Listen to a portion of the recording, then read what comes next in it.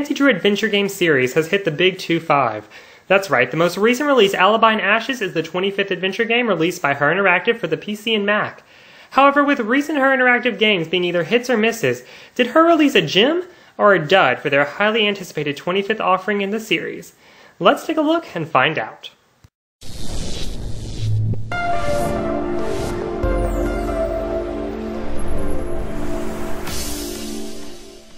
Nancy, Ned, Bess, and George are competing in the River Heights annual Clues Challenge, a competition to find the best sleuths in the town. The winner doesn't receive anything huge, just the ability to place an object of their choice in the time capsule about to be buried in River Heights. While following a clue for this Clues Challenge, Nancy gets caught in a huge explosion and fire at the town hall. She is quickly blamed for causing this disaster and sent promptly to jail. It's up to you, as either Bess, George, Ned, or even sometimes Nancy, to clear Nancy's name, get her out of jail, and find the true arsonist, who is free somewhere on the streets of River Heights. I have to admit that I really enjoyed the story. It didn't have much depth, but it was still an interesting plot. The whole idea of releasing Nancy from jail is a good one, although I have to admit that the execution of this story via gameplay was a little bit disappointing.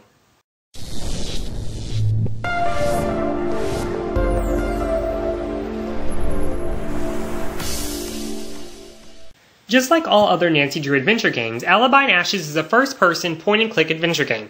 The main difference between this game and the others in the series is that you are able to play as one of 4 different characters: Nancy, Ned, Bess, or George. You can switch between the characters at any time in the game, although there really isn't much need to do so since there aren't many major differences in how the characters react to their surroundings. The main differences are just that certain suspects like certain characters better and will only talk to them. Everything else can pretty much be done with any character besides Nancy, who resides in the jail most of the game. This actually brings up the first major annoyance of the game. It's pretty irritating to actually switch characters.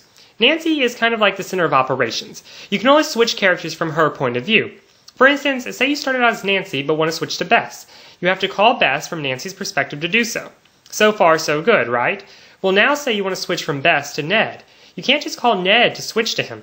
You have to actually call Nancy from Bess's point of view, become Nancy, then call Ned from Nancy's point of view to finally switch to Ned.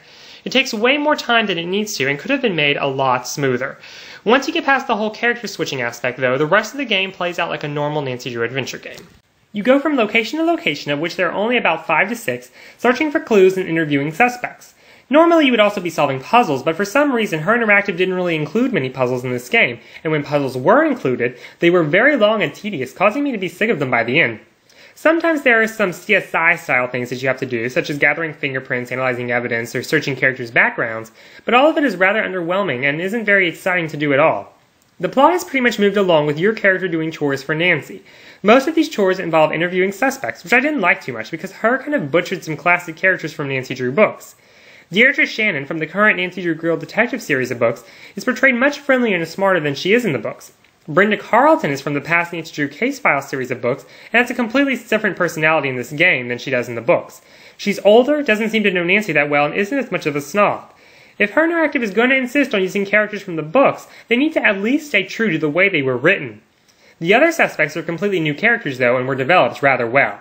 Now like I said before, there are only about 5 to 6 locations in this game. None of them are particularly big, so you end up not having that large of a setting to travel in. When you do travel though, you do so via a River Heights map. You click the building you want to drive to and it shows your car driving on the map to that location. As usual with these new Nancy Drew games, the length of the game is by far the worst part. Alibi and Ashes comes in at about 3 to 4 hours of gameplay, which is incredibly short and quite honestly not worth $20. It seems like Her Interactive spent more time on graphics than gameplay because everything actually looked pretty amazing.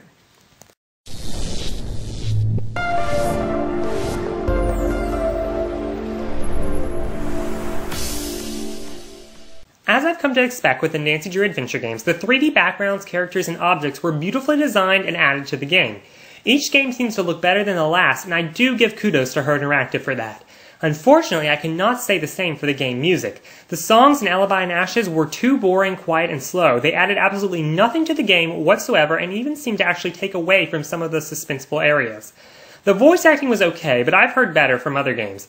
I didn't always believe what the characters were saying, mostly because they didn't always sound believable.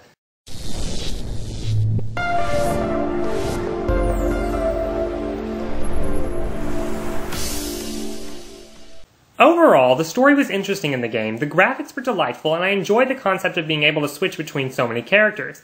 Unfortunately, the execution of the switching, the lack of puzzles, the incorrect personalities of some of the characters, the terrible music, the mediocre voice acting, and the extreme sharpness of the game all degraded this title. Alibi and Ashes is not a worthy 25th anniversary game and should not be bought for the asking price of $20. While die-hard fans of the series will probably still enjoy playing this game, I recommend waiting until it goes on sale. I'm giving this game a score of a -1 because it's pretty bad. Thanks so much to everyone for watching this review. If you'd like more reviews on Nancy Drew games and other games, then feel free to subscribe to my channel. Now that's it for this video, but I hope to see all of you in the next video, here on GameReviews411.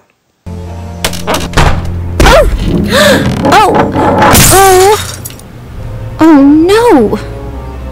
How will you be paying for the vase you broke?